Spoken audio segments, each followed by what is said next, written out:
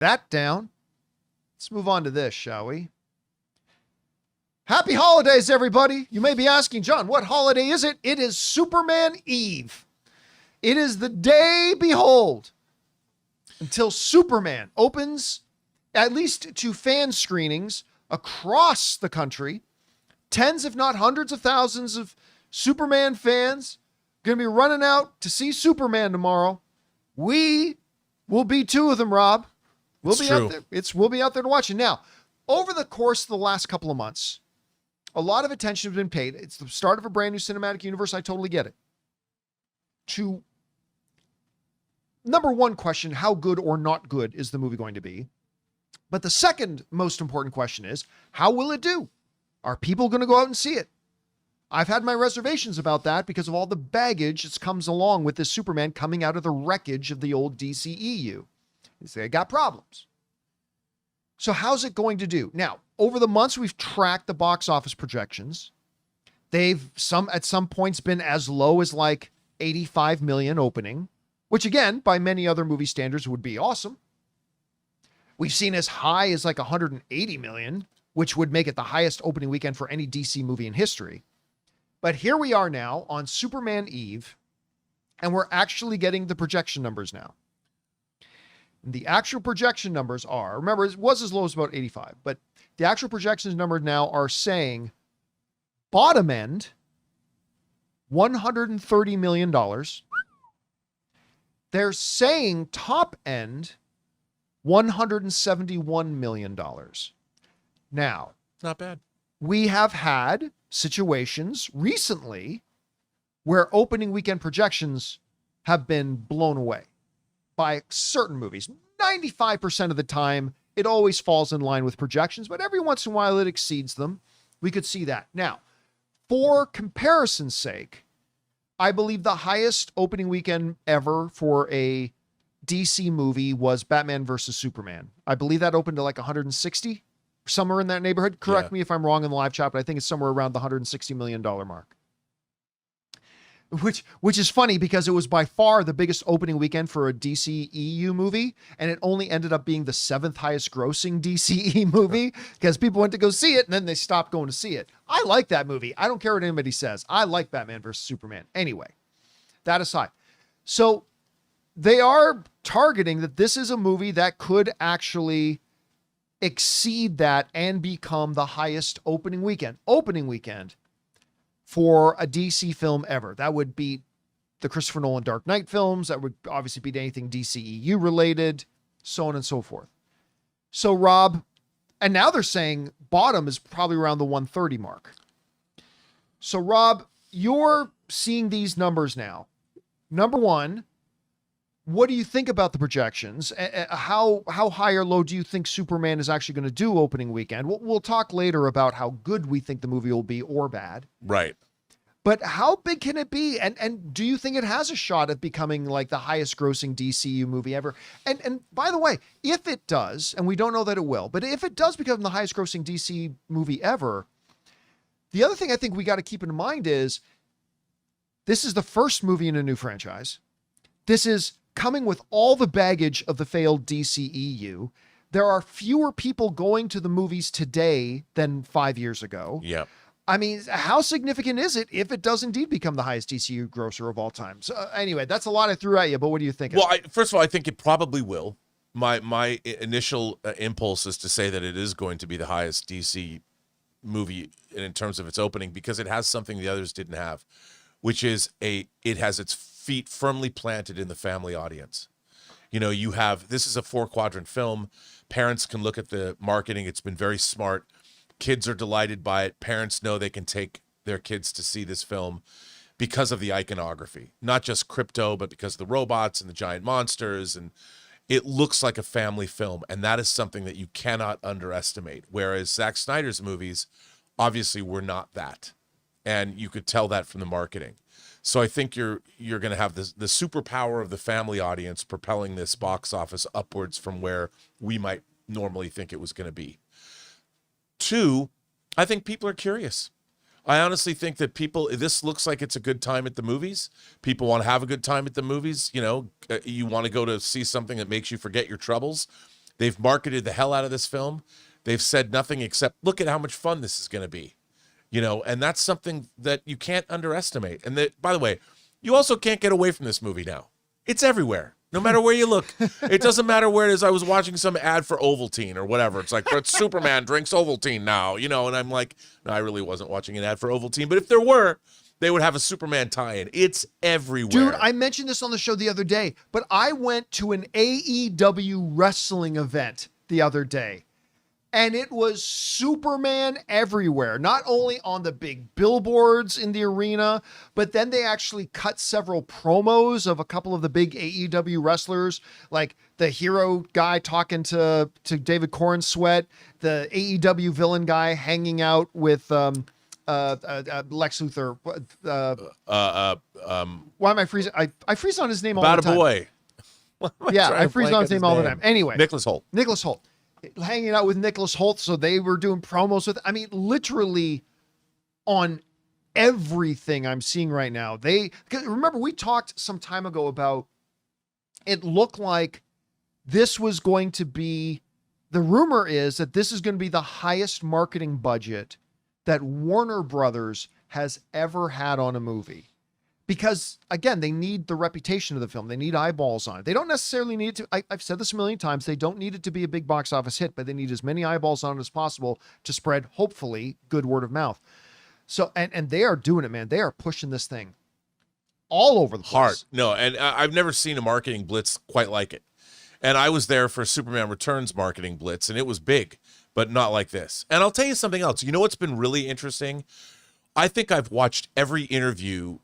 They've had these long interviews. They had the Fandango one that Mark Ellis did. Yep. That was really interesting. He asked really good questions. I was like, oh, Mark Ellis is a smart guy. I watched him interview the cast. The cast. Is he, though? Is he? I liked his questions. I love Mark. I know. And I watched Hector Navarro do interviews. What I really have been impressed by is the cast itself. David Cornsweat is Superman. That guy is great. He's handsome. He's charismatic. Somebody I think it was CBS this morning, went to he's doing a play in Philly in his hometown. He's really active in theater in his hometown. I'm like, this guy's the real deal. Yeah. And I'm watching all of these actors. Nicholas Hoult is very endearing. Rachel Brosnahan and James Gunn is everywhere, obviously. And I'm like, you know what? I'm rooting for these people. I really am. By seeing these people, they have convinced me they did exactly what marketing is supposed to do. One, I believe they're all my friends because I watch them so much. They're in my living room. You feel like you know them now. They're all my friends. I feel like I know them. And two, I am rooting for these people. Does that make me a shill? I don't think so. But I want to love this movie. If I don't love this movie, there's going to be some people in this room that I'm going to blame. They could be hit by lightning. No, I'm going to feel not good about it. Because I want them to succeed. But if I don't like this movie, I'm going to be pissed. Oh, dude, listen. I'm going to be pissed. I have said this many times. This is the problem with the marketing being so good, right? We're talking about Fantastic Four. The marketing for Fantastic Four has been okay. But the marketing for Superman has always moved the needle for me. It's always pushed the needle up. I can't remember the last time, maybe Deadpool and Wolverine, that I've been this set up for disappointment. Yes. Because I still remember the feeling I had because I really believed they were going to end the new Star Wars trilogy on a big positive note with The Rise of Skywalker. And I came walking out of that world premiere and going, this is I remember how disappointed I was coming out of Kraven. Yes, I thought Kraven was going to be good. Whatever. I was wrong. Tomorrow about 9:30 p.m., I'm going to be in a mood. I know. And that mood is either going to be electrifying excitement or that mood is going to be horribly upset. And with that, what's the name of the character from Peanuts who's always walking around the dust? Pigpen. Except it's going to be rain clouds falling on me. I'm going to be blue, my friend, blue. But look, here we are. We are now on Superman Eve. It's tomorrow. It's the last day before you're going to now walk in and go see this movie tomorrow, finally. What are you expecting now? What do you think? If you could look into a crystal ball right now and see Robert Meyer Burnett 36 hours from now, what are you guessing at this point? I keep saying this, even though the movies have nothing to do with one another. I remember being excited 40 years ago, John, for a movie called Back to the Future. Oh, yeah. It looked good. Spielberg produced it. Robert Zemeckis is directing it. Michael J. Fox is in it. You know, there's a DeLorean time machine. And I remember going into that movie, I was excited to see it. I hoped it was good, but it was so damn entertaining. I mean, that movie was beyond entertaining. And I dare say, perfect screenplay. I was so entertained, and it wasn't just that the movie was entertaining, it was that every minute of that movie was entertaining. As the movie unfolded, I had a smile on my face the whole time. The plot turns, the characters, the actors, it was so funny, and so yet there was real stakes, real plot. I mean, Marty could have gone into non-existence. You know, there was jokes about Chuck Berry, there was Darth Vader jokes, there was DeLorean jokes. Everything about that movie just put a big smile on my face. And then roads, where we're going, we don't need roads. And then boom, into the credits, and you're just like, F yeah, man, that movie was rocking. You know, and that's what I want from this movie. And you know what? That's setting up the bar high. I'm on the precipice, man. I'm looking over, you know, and the Roadrunner. I'm like Wile E. Coyote, right on the edge. And it's going to feel like I was pushed and there's no ground beneath me if I don't like this movie. But that's kind of how that's what I want from this movie, and that's what I expect. I expect the kind of constant entertainment that Back to the Future provided. That's what I'm hoping for, man. Like, again, and we're going off on this. I understand, but it is Superman Eve tonight. If they can deliver that joyful, heroic, uplifting, like, you know what, one of the lines, there's a line in one of the trailers, and I have a feeling you liked it too. I don't know for sure because we haven't talked about it. There's a line in one of the trailers that some people roll their eyes at, and I get it. But to me, it was like an homage and ode to classic Superman. When Superman says line, whatever you're planning, Luthor, it's not going to work. Right. That is such a classic comic book superhero line. Your plans will never work, right? It's just, and I get it that some people roll their eyes at that. To me, I'm hoping that that's an indicator that this is that movie that's going to embrace all of that. And if they can deliver on that promise, Rob, and that's a big if, but if they can, I think I'm going to walk out of this movie pretty damn happy tomorrow. I don't know. I think so. I think you're right. You know, to equate it to another more recent movie not a movie that dates me as an old man, Pacific Rim. Because I love Japanese science fiction. And I have to tell you, when I went into a screening, and I think I've mentioned this on the show before, I love Pacific Rim so much. It got to a point in that movie where Gypsy Danger in Hong Kong picks up an oil tanker and uses it as a baseball bat. I lost my shit. I was just like, I felt like I was 12 years old or 6 years old seeing I don't know what for the first time, but it was the greatest thing I'd ever seen. And the audience was screaming and yelling and loved it. I had so much fun in Pacific Rim because it tickled everything I wanted. And this movie has the potential to do that because it has giant monsters. It has robots. It has a pocket dimension. It has Lex Luthor. It's got the Justice Gang. It's got Metamorpho. It's got all this stuff that on paper, little Bobby Burnett would be very excited about. So, of course, then, you know, I might wind up with something I disliked, but I hope not. Because I'm an easy lay for everything I've seen so far. Come and get me. Ravage me, movie. Here's the thing. Somebody's asking in the live chat. They're asking, will it be better than Man of Steel? I don't care. I see this is, to me, that's always been a very weird question. I guess inevitably, like after Avengers, right? After the first Avengers, every time a new Superman movie came out, people say, like when I would go see it early, people say, is it better than Avengers? Is it better than that? Like I don't get that mentality because whenever a crime movie comes out, how ridiculous and what a waste of time is it? Is it better than Godfather? Well, who cares if it's better than Godfather? I just want it to be good. Like you guys know, for me, Man of Steel, again, my boy Henry right here. Man of Steel is my favorite Superman movie. Henry is my all-time favorite Superman. I think Superman, I think Man of Steel is the most underrated comic book film of all time. I don't think it's the best comic book film of all time, but I think it's the most underappreciated, truly wonderful comic book movie I've ever seen of all time. I don't need the new Superman to be that good. I just want it to be good. When I go to see a new look, I don't think Casino is as good as Godfather. But do you think I don't passionately love Casino? Casino's awesome. Well, it's not as good as The Godfather. Then that means it's a failure. No, Casino is great. I don't think Goodfellas is as good as The Godfather. Right. But Goodfellas, I still think is one of the greatest movies ever made. So I don't really, my measure of success for this Superman movie is not whether it's better than Man of Steel. It's going to be, is it good? And that's all I really kind of looking for. You know how I look at this? Like, I love cop movies, crime thrillers, whatever. If Man of Steel is Heat. Ooh. If Man of Steel is Heat, Ooh. then James Gunn's Superman might be Lethal Weapon. I like that. Better yet, Lethal Weapon 2. Because Lethal Weapon 2 begins with the Warner Brothers dun, dun, dun, dun, dun, dun, dun, dun, dun, dun, dun, over the Warner Brothers logo, which is the Looney Tunes thing. And it opens with Mel Gibson going, "One!" and hitting the top of the car as they're in a chase. So it's like, okay, Heat is a very serious, somber movie. And yet Lethal Weapon is still about two cops trying to take down bad guys, but they're totally different kinds of films.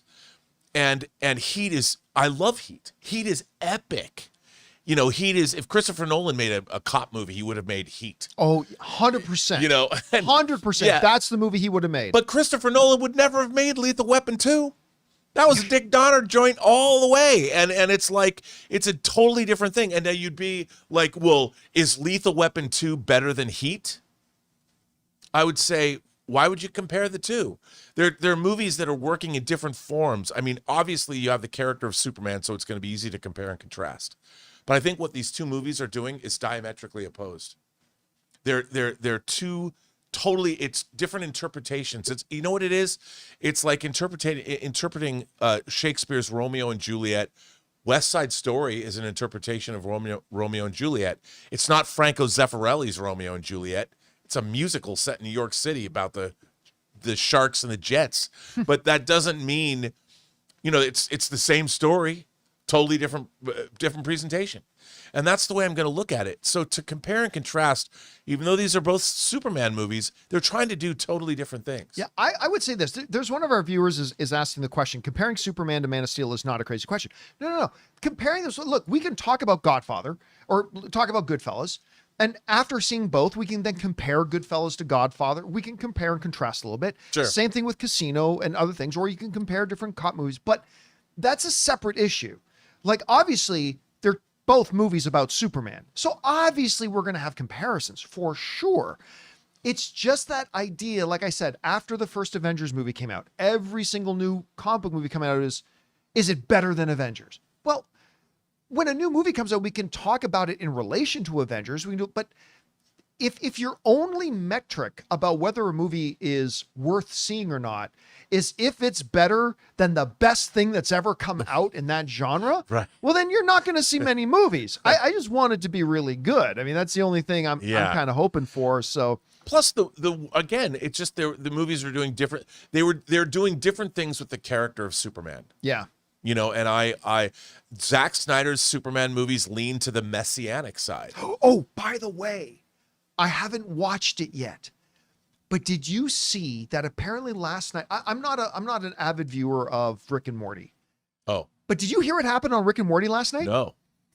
They actually got Zack Snyder and James Gunn to voice themselves having this ranty debate about their various Supermen. Oh my God. I've read some of it. I haven't watched the clip yet myself, but I mean, look, most people know James Gunn and Zack are buddies. And so the fact that they went in there and do that, and Zack's like, he was like criticizing James's Superman, and James was saying that's hilarious. I got to watch it. I love the fact that Zack and James did that. I love that they did. I haven't seen it myself, but I got to go watch it because I think that's going to be I think that's going to be fun to see. That's amazing.